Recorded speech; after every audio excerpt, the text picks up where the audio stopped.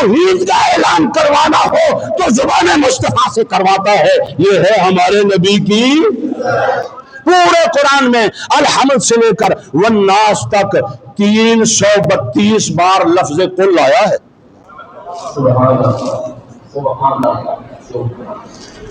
332 بار لفظ قل آیا ہے. اعلان اپنی توحید کا اعلان کرواتا ہے. مولا تو قادر نہیں، تو قادر نہیں، قادر مطلق نہیں، جو چاہے وہ کر سکتا ہے. اذا اراد شیئا ان یقول له کن فیکون.